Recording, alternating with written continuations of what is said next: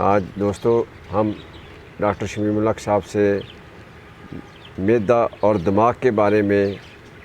معلومات حاصل کرنا چاہتے ہیں۔ تو ڈاکٹر صاحب، بھوک میں دماغ کیسے کام کرتا ہے؟ جب بھی ہمیں بھوک لگتی ہے، معدہ خالی ہو جاتا ہے تو ہمیں بھوک کا احساس ہوتا ہے، اور معدے کی موومنٹس بار بار، جس کو کہتے ہیں کہ کھو پیندی ہنگر پین جو ہوتی ہے،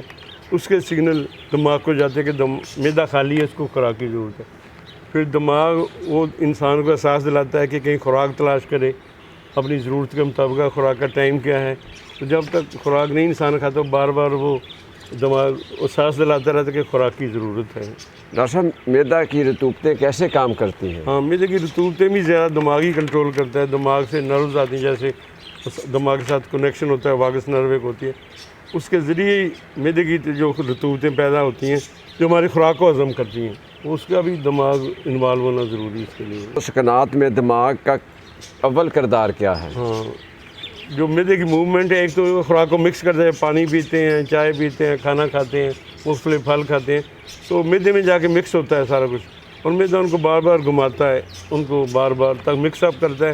اور اس میں سے پانی زیادہ تر جذب کرتا ہے، اس میں معدے کی رطوبتیں شامل ہو جاتی ہیں، وہ پھر کاربوہائیڈریٹ مختلف چیزوں کو وہ سپلٹ کرتی ہیں، ہضم کرتی ہیں،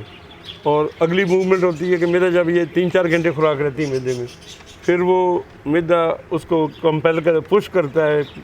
آگے آنتڑیوں میں بھیج دیتا ہے زور لگا کے، وہ علیحدہ موومنٹ ہوتی ہے۔ تو ایسے معدے ہضم بھی کرنے کے لیے موومنٹ علیحدہ ہیں، اور خوراک کو آگے بھیجنے کے لیے موومنٹ علیحدہ ہیں۔ ڈاکٹر صاحب، الٹی کرتے وقت معدے کی حرکات کیسی ہوتی ہیں؟ جب الٹی آتی ہے تو ہمارا معدہ الٹ چلنا شروع ہے، بجائے خوراک کو آگے کے لے کے جانے کے وہ اوپر کو پھینکتے ہیں، جیسے خوراک کی نالی میں سے آگے باہر آنے کو، جیسے دل خراب ہوتا ہے بعض بیماریوں میں، یرقان میں یا کئی صورتوں میں، تو یہ معدہ اگر آگے کو جائے گا پھر تو الٹی نہیں آئے گی۔ اگر ریورس پیرسٹالسس ہو جائے گی، الٹا چلنا شروع ہو جائے گا، معدہ الٹا شروع ہو جائے گا، تو پھر وہ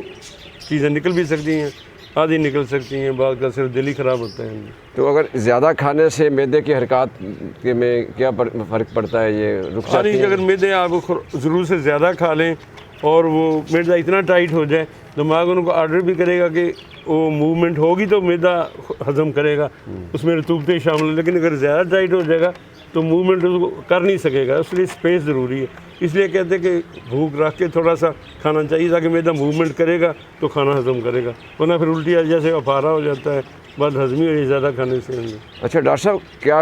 الٹی جو گردہ فیل ہونے سے بھی الٹی آ سکتی ہے؟ ہاں نہیں، بعض چیزیں ایسی ہیں جیسے گردے میں بلڈ یوریا زیادہ ہوتا ہے، حالانکہ معدہ ٹھیک ہوتا ہے لیکن وہ دماغ پر اثر کرتا ہے بلڈ یوریا، اور دماغ میں الٹی کا سینٹر بھی دماغ میں ہوتا ہے، تو وہ ٹریگر وہ تیز ہو جاتا ہے، پھر اس کی وجہ سے پھر الٹی آتی ہے۔ اور مختلف جیسے جو جگر ہے، ہمارا جگر خراب ہو جاتا ہے، اس میں بھی ایسے ہی ہے کہ الٹی بعض اوقات دماغ کی وجہ سے آتی ہے، معدے کی وجہ سے نہیں آتی ہے۔ اگر دماغ کو چوٹ لگ جائے سر پہ یا رسولی وغیرہ ہو، اس سے بھی ہے کوئی؟ ہاں، دماغ میں پریشر زیادہ ہو، جیسے کینسر بعض اوقات ہوتا ہے دماغ کا، شروع میں سر درد اور الٹیاں آتی ہیں، تو بعض اوقات یہ چوٹ لگنے سے بھی ہے، اگر تو 1-2 الٹیاں ہیں تو پھر تو زیادہ، اگر وامٹنگ نہ رکے، زیادہ الٹیاں آتی ہیں تو پھر دماغ کے اندر بلیڈنگ ہو سکتی ہے، اور بے ہوش آدمی ہے تو پھر اس کا CT اسکین فوری علاج ہونا ضروری ہے۔ اچھا ڈاکٹر صاحب، اکثر دیکھا کھانا کھاتے وقت لوگوں کو اتھو آ جاتا ہے، اتھو کیا چیز ہے جو آتا ہے؟ اتھو یہ خوراک نارملی تو منہ میں آتی ہے، پھر خوراک کی نالی ہے، آگے جا کے سانس کی نالی اس کے ساتھ ہی اٹیچ ہوتی ہے،